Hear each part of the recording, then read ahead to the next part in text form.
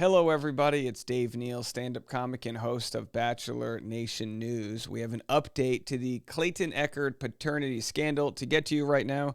If you're new to the scandal, Clayton Echard, former Bachelor, was accused of being the father of a podcaster's unborn twins. The twins vanished. The story has not. The trial is set for June 10th. We even have a ticker here for the trial. We will be covering this live, and I'll have a bonus coverage on our Patreon, patreon.com/Dave Neal. Well, yesterday there was a bombshell blog posted by the Accuser, and she posted it, I guess, on her lawyer's blog page. I don't know why. I don't know why she didn't post it on Medium this time. She posted it on his random blog he's got, which probably has had less hits than my Red Sox. Hey, folks. Okay.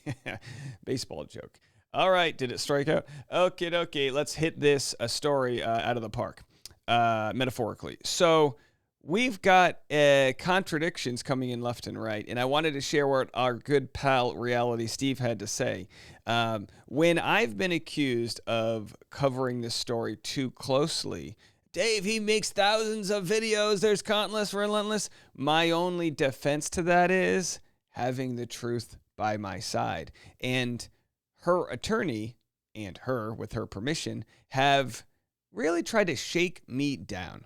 They've emailed me, sharing me addresses of former lawyers that they've gone up against that are now homeless. Literally, they sent me an address to a homeless shelter. They've told me, I've got an 8-page cease and desist ready to come to you. They never sent it. They continue to bully me, in this case, acting in good faith as a journalist.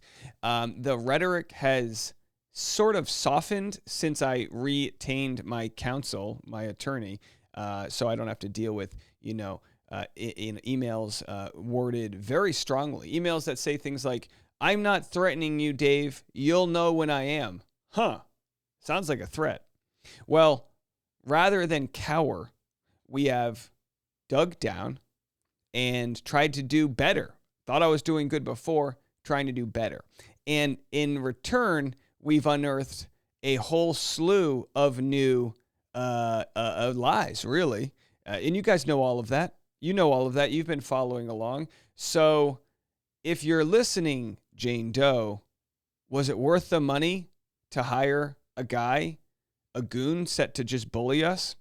In the world of hockey, a goon or a thug, there's different names for the player.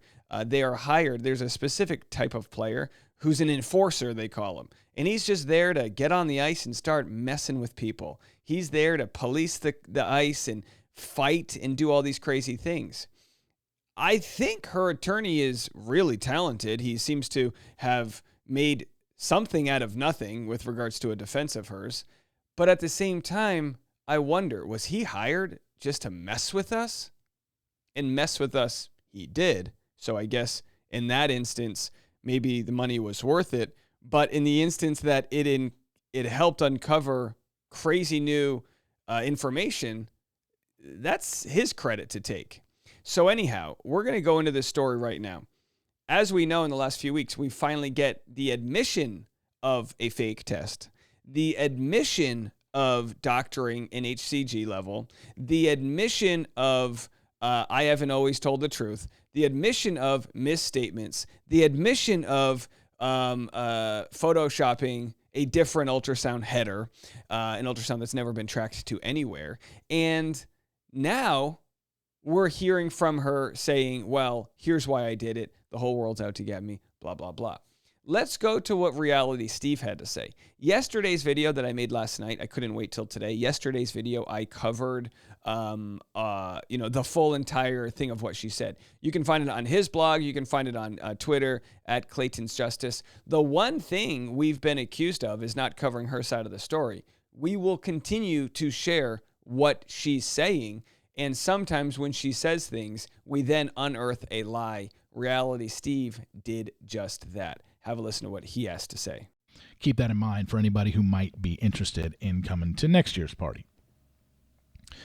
All right, we got to talk about it. Let's do it. Laura Owens, whose trial against Clayton Echard is coming up June 10th in Arizona. she wrote a blog post, but it was under her lawyer's blog. So her lawyer just said, hey, Laura wanted to say some stuff. I didn't tell her to. I didn't edit it. This is her words and her story. And I mean, look, if you've been following this case, you're probably well aware of what she wrote yesterday. And it's so long, I'm not going to read you the whole thing, clearly. But it is a pity party. And this is exactly what I expect from Laura when she takes to social media to say anything about this case. She speaks in generalizations. She doesn't address any specifics. And she tells a bunch of half-truths. Because anybody that's reading this for the first time might be like, wow, this woman's been through a lot. But she doesn't share the reasons why things are happening in her case. She just says, oh my gosh, look it, the internet hates me. And by the way, this is exactly why so many people are covering this story. Her attorney says no one's sharing her side. It's all weighted in one direction. Well, that's because when a new person goes to cover the story, the tilted lawyer, he gets an email from her shaking him down. When other podcasts go to cover the story, they get emails saying, if you're gonna believe what Dave has to say, he's got an axe to grind against me. I've never had more credibility in the world than I have in covering this story. We've gotten stories wrong in the past. We've bathed with the pigs in the mud of the comment sections of the trash coverage that we have within the Bachelor news. This is a serious story. When Bill's like, Dave, you're a comic, you're not that funny. I don't find too much humor in this story. Maybe there'll be humor way down the road, but right now it's pretty serious and we're in the middle of a dogfight. And it's like, yeah, because they're on to your tricks. A lot of what you have said has been disproven. She doesn't address any of the things that Dave Neal has been proving wrong and proving to be lies that she has said. She doesn't address any of that stuff.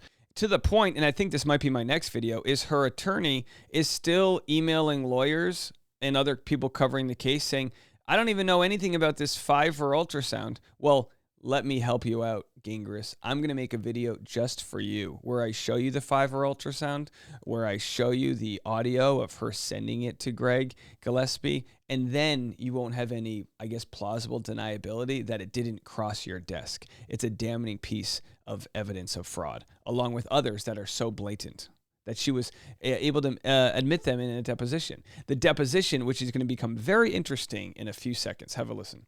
She just speaks, like I said, in generalizations. I'll even read you one of the things she says. So let me just set the mood here, okay? Please, set the mood. Yes, I have lied before. I'm not proud of it. I've made mistakes that harm. This is the worst violin music I've ever heard, Steve. Behind me. I know who I am, and I know my heart. Despite what they say, despite the avalanche of hateful comments and relentless accusations, I'm not the monster they paint me to be. And here's the thing. I've never lied about being pregnant. I've never lied about being abused. Isn't that what this is all about? Just because I didn't actively seek medical care during my pregnancy doesn't mean I wasn't pregnant. I was lost, confused, and scared. Well, I would like to guide you now. If you are lost, let me be your tom-tom. That's an old reference. If you're lost, let me be your Waze. You believed you were pregnant, and now you're hiding behind this sort of like plausible deniability. Did I already use that term? Put that on the bingo card today. But you're hiding behind this idea that because you took a positive pregnancy test, a test that is an indicator of pregnancy, because you took that, you now think you get to file a parenting plan and reach out to all. What she doesn't address here is all of the people she reached out to get Clayton canceled. Chase J. Jones shows up out of nowhere to cancel Clayton. Wonder why that happened. She doesn't address all these other aspects of the case. So while she shows a little bit of remorse for lying, there are so many lies yet to be unearthed. This is like one of those Egyptian historical sites where they think they find the pyramid and then they find out that that's only the tip of the pyramid, or like the heads from Easter Island. They dig deep and find out there's actually a full body. What's below the surface here of the glacier? I didn't know what to do.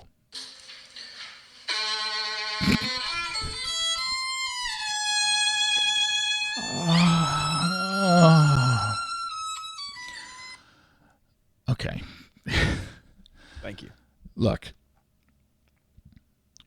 when you start out a paragraph saying, yes, I have lied before, I'm not proud of it, I've made mistakes that haunt me that I deeply regret, but those mistakes don't define me. When you talk about mistakes, yeah, you've probably made mistakes. Maybe you left your car keys in your car. Maybe you locked yourself out of your house one time. This is what I mean when I say she doesn't tell the full truth about anything. Mistakes? You lied and completely fabricated a sonogram label. That's not a mistake. That's fraud. This is what I mean. Here's another thing that an emailer pointed out. And I think So I'm going to get to this next part, which is super interesting here. But it's a great point. You can't say, "Oh, I regret mistakes I've made in the past, but I'm not defined by them." All right, let's continue with the baseball example. When you're a baseball player, I played baseball for, I guess 30 years now. Still play, right? You're only as good as your last at bat, right? So if you strike out 3 times, what do you want to do? Go home and wallow in your own pity? No, you want to go up to the plate and try to get a hit. You want to redeem yourself because you're only as good as your last at-bat. And the same goes as a pitcher. You're only as good as the last batter you faced. And if she really has all these regrets she made, she needs to go out there and start putting truthful, authentic content out there. She hasn't done that because she's been embroiled in this case. She'll blame me and other people for holding her accountable, but that's really all it is. We're not fabricating evidence. I mean, imagine if I doctored an ultrasound to make her look bad, and I was trying to sinisterly rally everybody against her. I would be a monster for that, and I would expect people would hold me accountable. You will not find that evidence because it doesn't exist, which in part is why I've covered this ad nauseum. This is almost like me just having a 24/7 camera. This is literally like a cop having body cam footage. You think something might be nefarious? I want you to see the whole blueprint. I've got hours and hours of Patreon content, of YouTube, of podcasting, of me talking about this, and not once have we made a misstatement. And that's why we're here, just to say, hey, until you fully admit, fully take accountability, and how are we supposed to move on if you won't? I encourage her to move on, but that's not going to happen if she's going to continue to rewrite history, rewrite blogs she's posted. And what you're about to hear right now is a blog she wrote biting her in the ass. This is just telling, but this is typical Laura. Laura has taken to social media a couple times. It's been a while since she's done anything publicly because she knows she gets so much hate for it. But back on December 7th, she wrote a blog for Medium. And she said this. She was talking about Dave and Dave's coverage of her. She said, over the last few months, I've often questioned. Actually, you know what? Can we set the mood for this? Sorry. Please do. We're back to this. Over the last few months, I've often questioned, what is the allure of a 33-year-old woman confirmed to be pregnant 3 times to him and his audience? How much more content can he create? And how much more can I take? Although I'd be more than entitled to file a defamation lawsuit against Dave, I have no desire to have my life drained by the legal system and simply want... Where have I lied? Oh, and how rich that she doesn't want her life drained by the legal system. But that's what she's done to these men. Drained them with the legal system. ...him to stop and remove the videos. Okay. This is what she wrote in her blog yesterday. I'm not a murderer. I'm a 34-year-old woman who has been pregnant 4 times. Had 2 miscarriages and 2 abortions. Why is that so hard to believe? Why are people obsessed with making the entire city, no, the entire world, never comes into contact with me, making me undateable? Holy shit. Did she order a cake for this pity party? Here's what I love about Steve. He's like the guy who you play beach volleyball with when you're on vacation, and you're like, all right, he's on my team. And then, you're like, all right, he's going to stumble around and hit the ball. And then all of a sudden, out of the middle of nowhere, he flies to the front of the net and just spikes the ball. That's Steve. When he comes in, he spikes it hard. He's got like that dad energy where he's like, all right, like he lets like the kids play. Megan, myself, we're playing around. And then he's like, all right, dad's coming in. He rolls up his sleeve. Yay. All the kids cheer. Yay, dad's coming in. And then he just comes in and just boom, spikes the ball. Everyone cheers for him, and then he goes back and has another Mai Tai, and then he, bangs mom or however the story works. Did people come over to this? Goes to Olive Garden afterwards, breaks some breadsticks. Did she provide party hats? Ice cream? You realize I just read a blog post from December 7th where this woman said, what is the allure of a 33-year-old woman confirmed to be pregnant 3 times? To him and his audience. Then in a blog post yesterday, posted on her lawyer's blog, she said, I'm a 34-year-old woman who has been pregnant 4 times, had 2 miscarriages and 2 abortions. Why is that so hard to believe? We'll get to the second question in a second. Which one is it, Laura? You've been pregnant 3 times? You've been pregnant 4 times? You forgetting? Who can really count? I mean, come on. Haven't we all partied? Already? And look, I'm sure there's going to be another answer as to why she said 3 times on December 7th. And then. So the reason why she's saying 4 now is because she offered the information about the first victim, Matt, that nobody knew about. Nobody knew about Matt. And then she offered it up at her deposition, probably because she thought the lawyers would have known about Matt. And I'm sure she's like, dang, why did I do that? Is there a 5th guy? I don't think so. What do I know? What do I know? As far as right now, we know there's 4. But if there was 1, then there was 2, then there was 3, then there was 4. It wouldn't be crazy to think maybe there was 5. Because, she's 34 now. So are we supposed to believe she just started doing this at the age of 26? Maybe. But don't get mad at me for not always believing what you have to say. Said 4 times on May 29th. It'll be another excuse. Trust me. This is what she does. This is her game. She floods the zone with a bunch of crap and just hopes you forget all the just absolute inconsistencies in her timeline that have happened ever since she and Clayton hooked up May 20th of 2023. Why is this so hard to believe? Oh, I don't know. Because in a blog post, you admitted you have lied before. And by the way, your lawyer has also admitted you did doctor the sonogram. And we're supposed to believe it because you were lost, confused, and scared. That's why you did the things that you did. Lost and confused and scared. I know she's describing herself the way I described when I was a child going into a corn maze. I was lost, confused, and scared. All right, folks, listen. I know you guys already do this, but I have to remind you, you got to support the content creators that are putting their neck out there to cover this story. Reality Steve is one of them. Send him a DM. Send him some words of encouragement. Give his podcast a 5-star review. Let him know that you are out there listening and you appreciate another person with a giant platform continuing to cover this story. He was literally the first person that covered this story with me. And we've appreciated that so much. He's no stranger to the legal world. He's been sued by the Bachelor, and he's been in the system. He knows it stinks, and he's willing to talk because he knows the truth, and he knows the power of his platform. So again, Steve Carbone, my guy, thank you so much for your coverage here. We'll be back with more content right after this.